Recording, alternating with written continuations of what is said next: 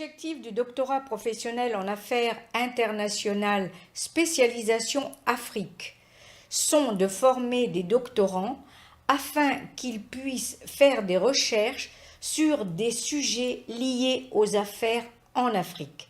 Par exemple, le commerce intra-africain, l'économie africaine et la transformation socio-économique, l'intégration régionale africaine, la civilisation africaine.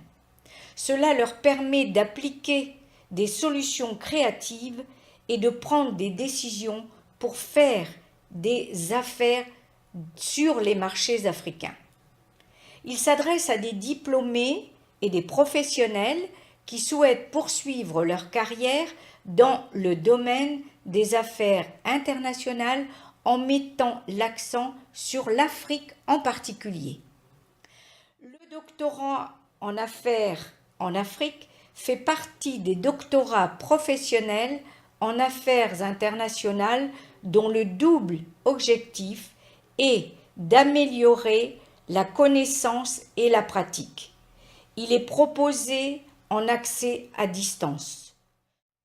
Le doctorat a une durée maximale de 3 ans calendaires à compter de l'inscription en doctorat jusqu'au dépôt de la thèse.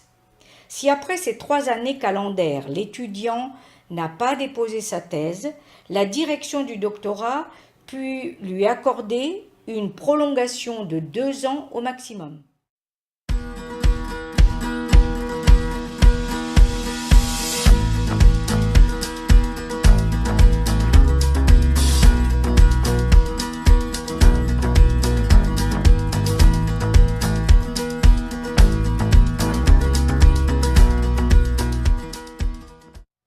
Le doctorat est bilingue.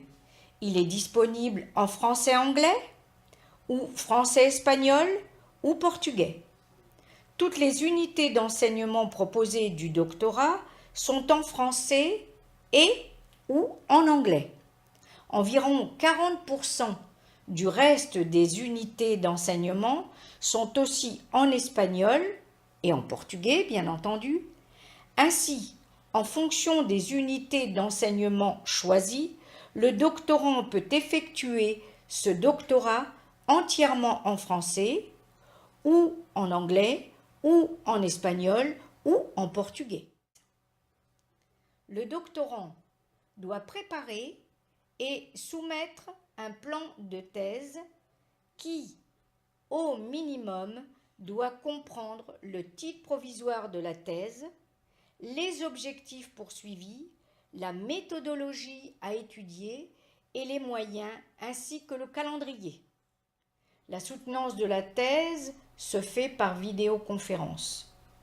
Le diplôme de doctorat est délivré après l'évaluation d'abord de la participation du doctorant aux unités d'enseignement, puis de ses travaux de recherche et de la soutenance de sa thèse.